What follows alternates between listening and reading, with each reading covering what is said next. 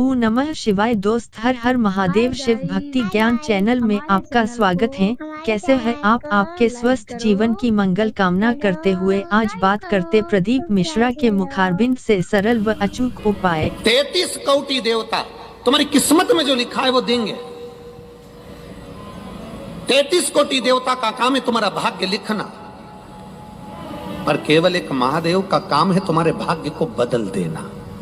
तुम्हारी जिंदगी में दुख लिखा है, कब वो सुख लिख दे उसका कोई भरोसा नहीं। ये सिर महादेव की पिंडी को लोग लगाते, कई लोगों को देखा होगा तुमने। बोलो कभी देखा कि नहीं देखा? अरे बोलो, जम के बोलो जरा। देखा? ये सिर लोग महादेव की पिंडी को लगा देते हैं, ये सिर महादेव के शिवलिंग को लगा देते हैं। क्यों लगा देते हैं? क्यों? ये ललाट पर जो दुख लिखा है, ललाट पर जो भाग्य में तकलीफें लिखी हैं, किस्मत में जो लिखा है, बेकार कुछ लिख दिया, शिव के शिवलिंग को ये शीश लग जाए, महादेव का स्पर्श मात्र हो जाए, ललाट पर लिखा उल्टा भी सुल्टा हो जाता है, सीधा हो जाता है। मंदिर से मिले हुए फूल को कहां लगाना चाहिए, कहां रखना चाहिए? मंदिर से कोई पंडित जी आपको फूल दे देता है, उस फूल को सबसे पहले कहां लगाना चाहिए, कहां रखना चाहिए?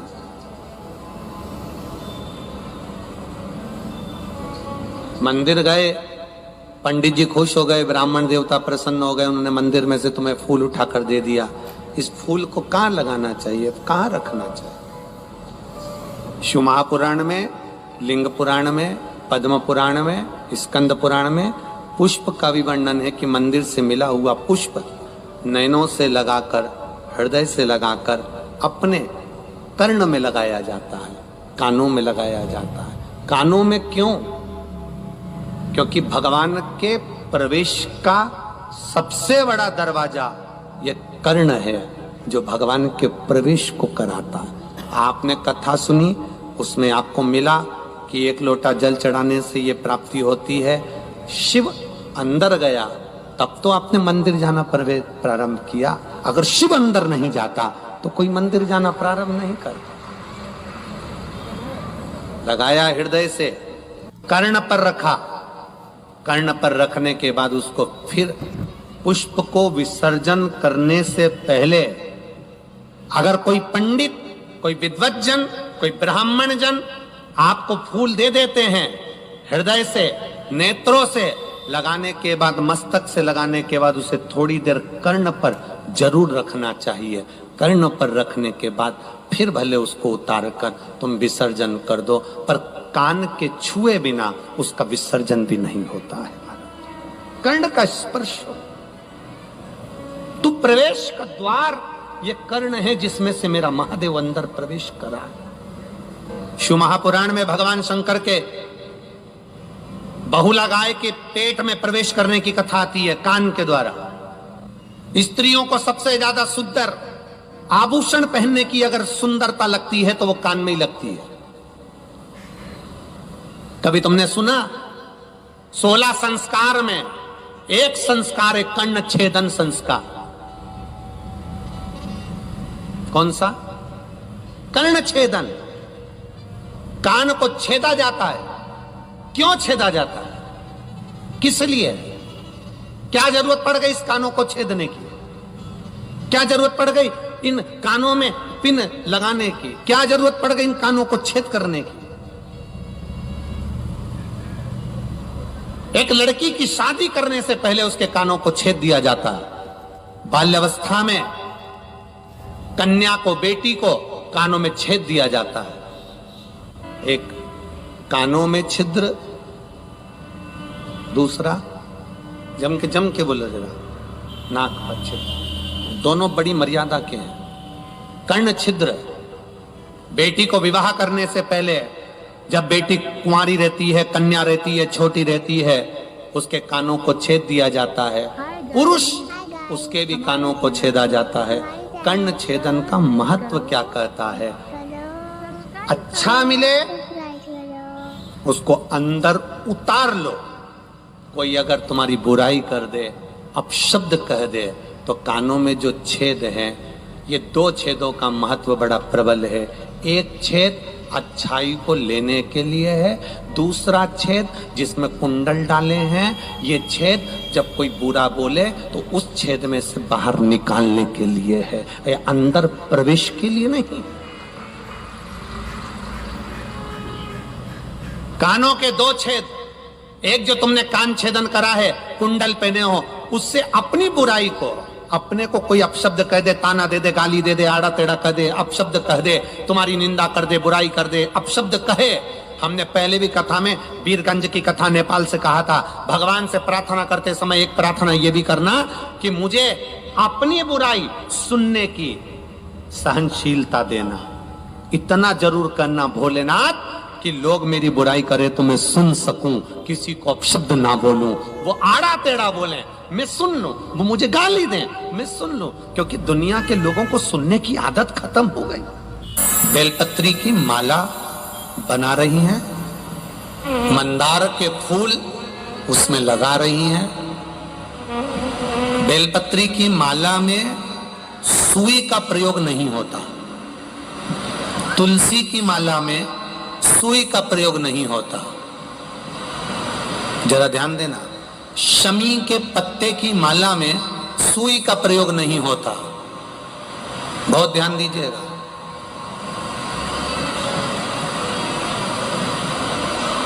तुलसी की माला में सुई का प्रयोग नहीं होता, बेलपत्री की माला में सुई का प्रयोग नहीं होता, शमी की माला में सुई का प्रयोग नहीं होता, आंवले के वृक्ष की पत्ती की माला में सुई का प्रयोग नहीं होता, पीपल के पत्ते की माला में सुई का प्रयोग नहीं होता, बड़ के पत्ते की माला में सुई का प्रयोग नहीं होता।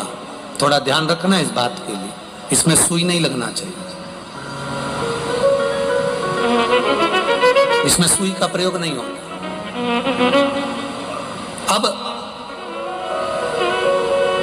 3 चीजें हमारे यहाँ सनातन धर्म में बड़ी विचित्र बताई है, उसका स्मरण होना चाहिए। नारी जब मांग में सिंदूर भरे, उस समय दर्पण के सामने केवल नारी हो, कोई दूसरा नारी को मांग में सिंदूर भरता हुआ ना देखे।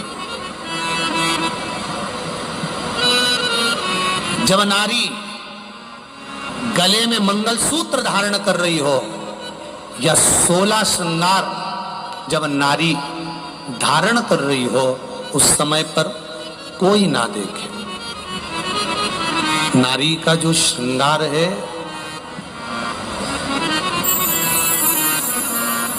एक विवाह के समय पर और एक मृत्यु के समय पर।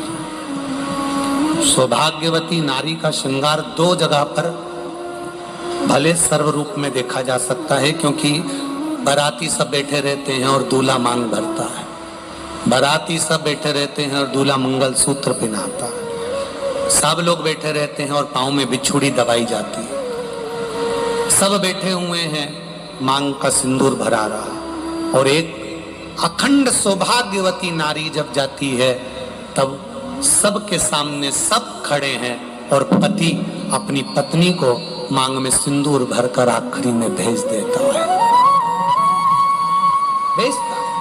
ये 2, पर इसके बीच में जो स्त्री का जीवन है, इसके बीच में जो नारी का जीवन है, एक बहू, मैं निवेदन करना चाहूंगा आज की बेटियों को, भले तुम पढ़ लो, लिख लो, डॉक्टर बन जाओ, इंजीनियर बन जाओ, कलेक्टर बन जाओ, एसपी बन जाओ, तुम्हारी मर्जी पड़े तुम मिनिस्टर बन जाओ, मना नहीं, पर हमारे सनातन धर्म की संस्कृति से दूर मत हटना। मुख में हिंदी, माथे पर बिंदी, ये मेरे भारत के सनातन धर्म की निशानी आपके भीतर होना चाहिए। एक विवाह, एक मृत्यु और उसके बीच का जो समय होता है, उसमें नारी जब भी अपने मांग में सिंदूर भरती है, अपना 16 श्रृंगार करती है, तब नारी को अकेले में अपने कमरे में, अपने भवन में श्रृंगार करना चाहिए। यहां तक शास्त्र कहता है कि छत पर खड़े होकर भी बाल नहीं बांधना चाहिए, एक बीठिका ने बाल बाए थे खड़े होकर छत पर, और तोते का बच्चा उड़ते हुए आया था और बकासी आने पर मुख में प्रवेश कर कर गर्भ में बैठ गया था। वो कथा भी हमारे यहाँ है। कंस का जन्म कैसे हुआ, ये आप सब श्रीमद् भागवत की कथाओं में सुन चुके हो कि नारी रजो धर्म में थी और रजो धर्म की वो नारी 3 दिन बाद केश धोकर बाहर गई और द्रुमलिक नाम का एक असुर ने देख लिया और वो उसके साथ में रहने लगा और उसके माध्यम से उसका गर्भ ठहर गया। यहाँ तक हमारे संवाद करते हैं। उसमें थोड़ा सा स्त्री को समझना है, थोड़ा सा नारी को समझना। आप करो श्रृंगार, आप करो श्रृंगार, आपका श्रृंगार करने को मना नहीं है। सास ससुर देवर जेठ परिवार, घर के बड़े घर के बुजुर्ग खड़े हैं, उस समय पर श्रृंगार नहीं। आप जाओ अपने कक्ष में श्रृंगार करके आइए, मना नहीं, पर किसी की सम्मुखता में नहीं। एक बहुत सुंदर बात कहना चाहेंगे, जिंदगी में कभी मौका लगे तो स्मरण करिएगा। जिसको ब्रेन का ट्यूमर हो जाता है, माथे में कहीं खून के चकते जम जाते हैं, उस व्यक्ति को कपालेश्वर महादेव का दर्शन नासिक जाकर गोदावरी के घाट पर एक बार अवश्य करना चाहिए। उसकी राह मंजिल सरल हो जाती है, रोग का निवारण होता है। कपालेश्वर महादेव। हम आशा करते हैं कि भगवान शिव आपकी सभी मनोकामना पूर्ण करें। इस उपाय को करना न भूले। आज वस्त्र इतना ही, फिर मिलते हैं नेक्स्ट वीडियो में। वीडियो अच्छी लगी हो तो सब्सक्राइब व लाइक जरूर करें।